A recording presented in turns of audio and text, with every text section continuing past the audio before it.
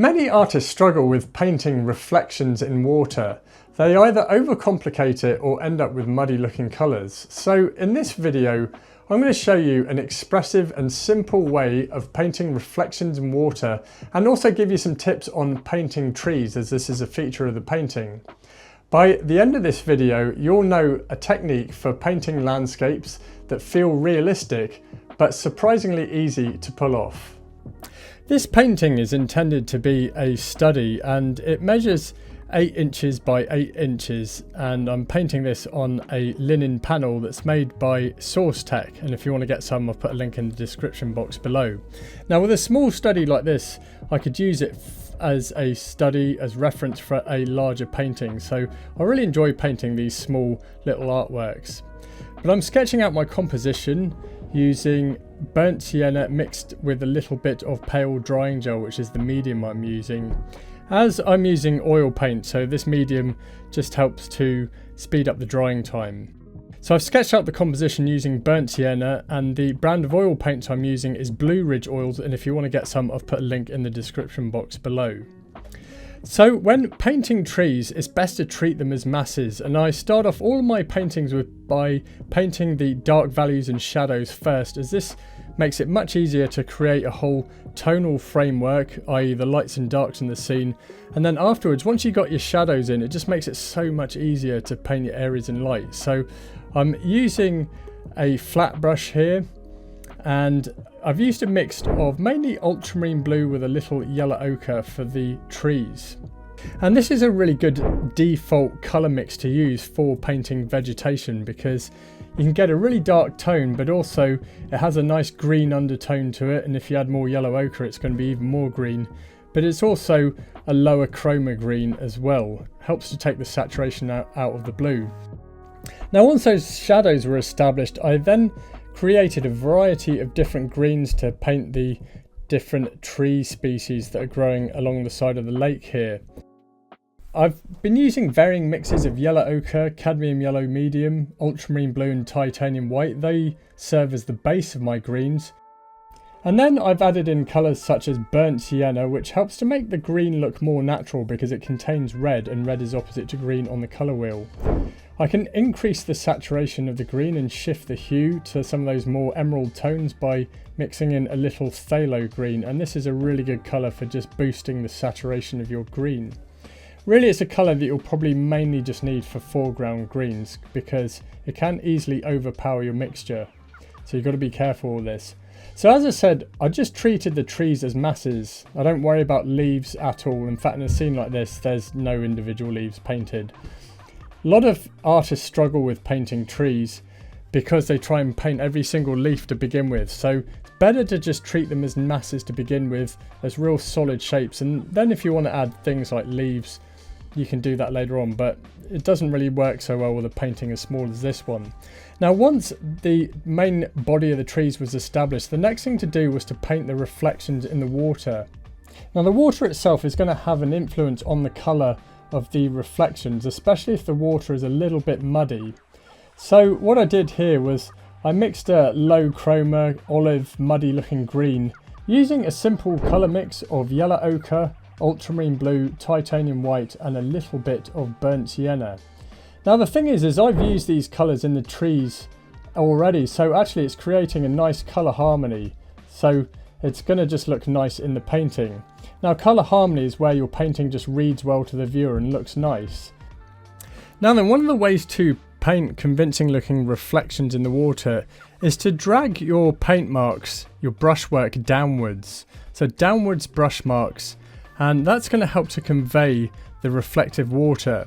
Then you can go across with some horizontal brush marks, for example like what I've done here to convey some of the darker shadows. Now there's a couple of things that I've observed with painting water reflections, in that the darks tend to be lighter than the darks that you'll see above the surface of the water, for example the trees here. But then also the lights tend to be a little darker, so it's like the value range seems to be a bit narrower with reflections, so darks aren't quite as dark and lights aren't quite as light, so something to keep in mind.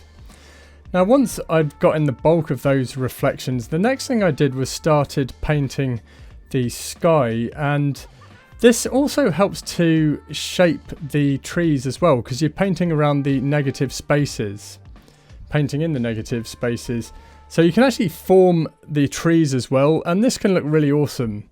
For the sky, I've used a mix of ultramarine blue, titanium white and a little bit of phthalo green. Now when it comes to value, which is how light or dark your subject is, skies are generally some of the lightest values to be found in the landscape, whereas trees are some of the darkest values in the landscape, so something to keep in mind.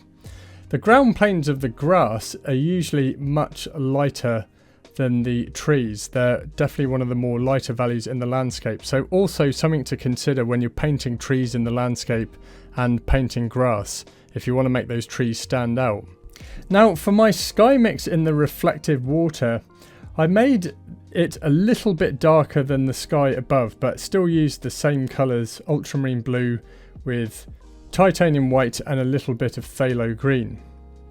I decided to add some of that murkiness to the water in the foreground using a mix of ultramarine blue, yellow ochre, titanium white and a little burnt sienna. So the same colours that I'd use for the reflections of the trees in the water. And then I just carried on with some horizontal brush marks there just to convey some of the reflections and just mixing in some of that paint whilst it's still wet on the canvas. Now at this point in the painting, I'd pretty much got the canvas covered, and the next thing to do was just to start tidying up the painting and adding things like restating the dark values, so to really define some of those shapes and forms a bit more. Adding things like sky holes to the trees here, so this is where the sky is visible through the tree's canopy. You're painting negative spaces again, and it's a really cool effect that you can do when you're painting trees, because it helps to make them look a lot more natural. And then I started working on the trees that are in the background, softening the edges of their canopies, and also adding some lighter layers of paint to those initial layers that I began with. So whilst I'm blocking in the painting, I'm just trying to get as much paint and just information down as possible on the canvas, so that it makes it easier for me when, once it's dry, I can start the modelling stage of this painting and just adding a bit of detail. As it's such a small painting anyway, there's not a whole lot of detail in this, but I was trying to get as much done in the blocking stage as I could. Now, one of the things I love to do as an artist is inspire people to paint and help them with their own painting techniques.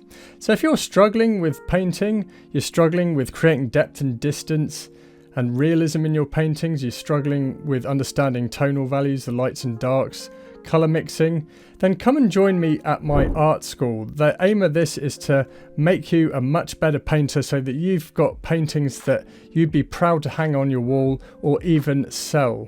That's the whole aim of the group. As well as the vibrant community, a lot of the students in the group are sharing their artworks and chatting with each other. And I also have live painting classes every week where I show you everything in real time, so you can just see how the process is done in a really structured way. A lot of the reason people struggle with painting in general is because they don't have a process to follow, or just a set way of doing things. And I found that by having a process and following it, that I've been able to create repeatable results with my paintings and serve my students as well. So, as I say, come and join me at my art school and improve your painting, take it to the next level. Just click the link below to join. Now then, back to the painting, and I'd let it dry. So this is where I'm now just adding details to it. And as I say, it's a small painting, so I didn't spend a whole lot of time on it, and I didn't go too detailed either. I still wanted to maintain the looseness in the brushwork, but really one of the main things I was doing was I was adding lighter layers of paint to the foliage, using the same colours that I'd used for the greens that I'd mixed earlier, but also restating the shadows in some of these trees.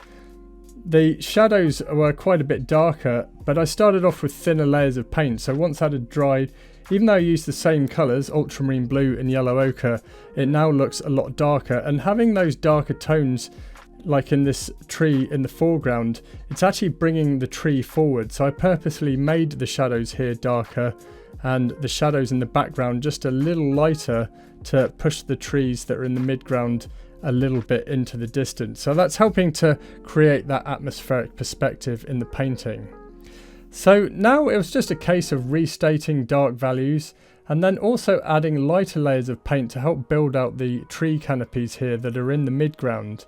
In general with my paintings, I save the lightest values until last. So I start my paintings off darker and then I slowly build up lighter tones and then save my lightest values until the end.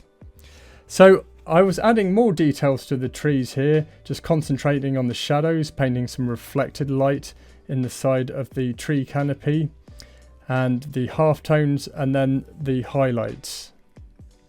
Now with the water and the reflections, I had a look at the shapes of the tree canopies that are in the midground and then painted some of them in a downwards direction and then also so it's mirroring what's above it. And then there was lots of horizontal brush marks as well to create the effect of ripples. By this point in the painting, it was getting close to having it finished, and this is normally where I just add the sort of last tidy up details where I just make adjustments, even little tonal adjustments like I did with the sky here. I decided that the sky needed to be a little bit darker, and of course I had to reflect that in the water as well, so with some of the sky that's reflecting in the water I made that a little darker. Then to really emphasize the water, I painted some more reflections in the midground. This helps to solidify the edges of the water as well and adds a really nice effect. It helps to make the water look more realistic. Then I was adding my lightest values, for example the grass and just a few light tones in the trees. Also painting a suggestion of a network of branches.